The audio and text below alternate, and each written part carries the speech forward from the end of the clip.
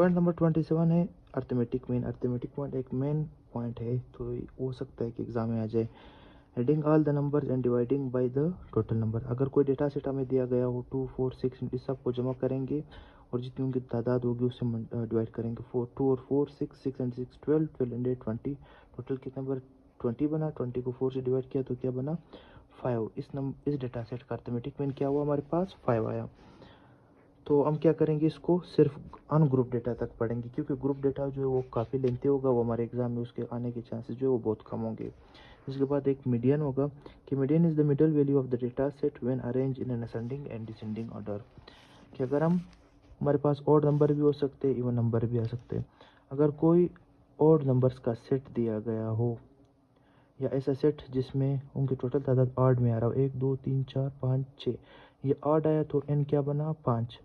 अब एन में क्या करेंगे, हम एक को जमा करेंगे डिवाइडेड बाई 2, तो 5 इनकी तादाद, तो उसमें 1 जमा किया 6 बना। 6 को 2 से डिवाइड किया कितना बना 3। थर्ड टर्म क्या है 9, तो ये क्या है 9th is the median of this data set.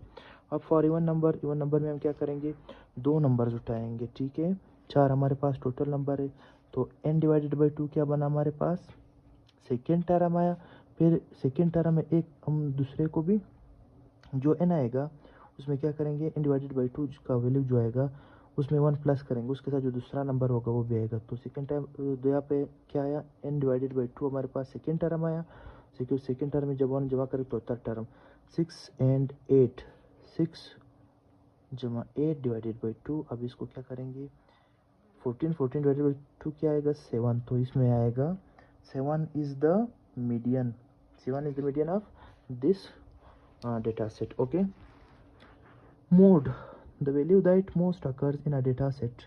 वो नंबर जो किसी भी डेटा सेट में ज़्यादा उसके आने के चांसेस हो या ज़्यादा दिए गए हो तो क्या है मोड है। 2 3 3 4 4 4 5 6 6 7।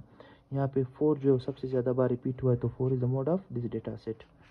ठीक है। कहता है इफ़ द वैल्यू है same highest frequency then it is bimodal. कि अगर दो नंबर यहाँ पे अगर 4 भी 3 बार आ जाए और 3 को भी हम 3 बार ले आए तो ये क्या होगा, ये बाई मॉडल होगा। 3 और 4 इसके मोड्स होंगे। अगर 5 भी ज़्यादा होता है तो फिर क्या होगा, वो मल्टी मॉडल होगा। 2 से ज़्यादा अगर नंबर सेम आते हैं, उनकी तादाद सेम होती है तो क्या होगा मल्टी मॉडल होगा। अगर सारे नंबर एक जैसे हो, मतलब 2 2 बार 3 3 बार सारे रिपीट हुए हो तो वो क्या होगा, उसका कोई मोड नहीं होगा। फॉर ग्रुप डेटा के लिए क्या है, ये फार्मूला होगा मोड का। जिन्होंने पढ़ा होगा उसको समझ जाएगा, जिन्होंने नहीं पढ़ा उसको स्किप करे फिलहाल। सिंपल स्पेस प्रोबेबिलिटी के सवाल आते हैं हमारे पास। अगर हमारे पास एक डाइस एक लड्डू का दाना है, अगर हम उसको फेंकते हैं ऊपर तो उसके क्या आएगा, उसके 6 नंबर उसके आने के चांसेस है। तो 6 नंबर कौन से होंगे, वो 1 2 3 4 5 6।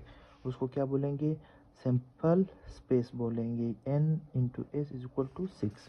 फिर इवेंट, अगर हम कहते हैं कि उसमें इवन नंबर्स के आने के कितने चांसेस है, तो उसमें 2 4 और 6, तो 3 आने के चांसेस होंगे। तो एन ई उसके क्या हुआ, उसके इवेंट हो गया। सही है। प्रोबेबिलिटी का फार्मूला क्या है, probability is equal to n E divided by n S.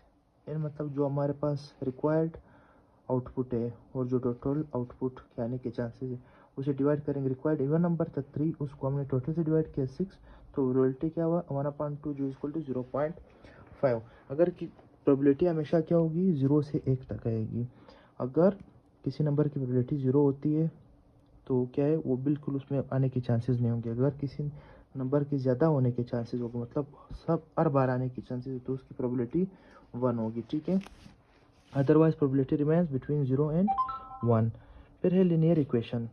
Linear equation है हमारे पास कोई भी ऐसा इक्वेशन जिसमें डिग्री जो है वो क्या हो 1 हो। यहाँ पे x की वैल्यू 1 है तो ये क्या है हमारे पास लीनियर इक्वेशन। उसके बाद क्वाड्रेटिक इक्वेशन ऐसा इक्वेशन जिसमें हाईएस्ट डिग्री क्या हो 2 हो, उसको क्वाड्रेटिक इक्वेशन कहा जाता है। Point number 35, standard form of quadratic equation is equal to ax square bx plus c is equal to 0। Quadratic formula हमारे पास ये है, x is equal to minus B plus minus 4ac, B square minus 4ac divided by 2। ये पूरा formula है। इसमें जो B square minus 4ac वो डिस्क्रिमिनेंट है, वो रूट्स डिस्क्रिमिनेंट जो है वो रूट्स को क्या करता है, वो रूट्स की आइडेंटिफिकेशन करता है किसी भी सवाल करने में। अगर डिस्क्रिमिनेंट 0 से बड़ा हो तो रियल रूट्स क्या होंगे, वो रियल होंगे। अगर डिस्क्रिमिनेंट 0 के बराबर है, अगर इनका वैल्यू 1 आता है या 1 से बड़ा होगा तो वो रियल रूट्स होंगे। अगर ये 0 आता है इनका वैल्यू तो क्या होंगे, 1 रियल रूट रिपीटिंग, उनका क्या होगा, रूट 1 होगा। अगर इनका वैल्यू माइनस में आता है, ये 0 से कम या माइनस में आता है तो रियल रूट्स नहीं होंगे, कम्प्लेक्स रूट होंगे। सही। सम ऑफ द रूट्स का हमारे पास एक फार्मूला है, alpha plus beta is equal to minus b upon a. ये एक रूट एक दूसरा, इनको अगर हम क्या करते हैं, अगर किसी भी इक्वेशन का ये पार्ट उठाए और ये उठाए b minus b divided by a, तो ये हमारे पास सम ऑफ द रूट्स आएगा, प्रोडक्ट क्या है, c डिवाइडेड बाई ए, तो ये प्रोडक्ट ऑफ द रूट आएगा। ठीक है। फिर discriminant is greater than 0, same वाला रिपीटिशन है वहाँ पे, सिर्फ एक पॉइंट की एडिशन है यहाँ पे। Parabola cuts X axis at 2 point. सही। अगर discriminant equal to 0, parabola touches X axis and 1 point, discriminant is less than 0 minus में, तो parabola does not touch the X axis. If one root is equal to 2 and the other root is equal to 5, then the equation will be, एक question दिया मैंने कि अगर एक root 2 है और दूसरा जो है वो 5 है तो उसका इक्वेशन क्या होगा। हमारे पास हमें पढ़ा था कि sum of the root is equal to 2 plus 5, यहाँ पे एक 2 एक 5, इनको जमा किया 7 आया, और जो दूसरा क्या है, product of the root is equal to alpha ज़र पे beta 2 plus 5, 2 multiply by 5 is equal to 10, एक 7 आया एक 10 आया, तो यहाँ पे हमारे पास s is equal to 7 and p is equal to 10। Quadratic equation क्या होगा इसमें, इसका एक स्टैंडर्ड फॉर्म है कि X square minus S X plus P, S जो है सम है और p जो है वो प्रोडक्ट है। तो x की जगह हम लोगों ने 7 पुट किया, s की जगह और p की जगह 10 पुट किया, तो हमारे पास क्या आया, ये वाला ऑप्शन जो है वो आया। ठीक है। 6 टॉपिक्स को मैंने जितना भी समराइज करने की कोशिश मैंने की, तो ये पहले 6 टॉपिक्स में ये पॉइंट जो थे सबसे इम्पोर्टेंट थे।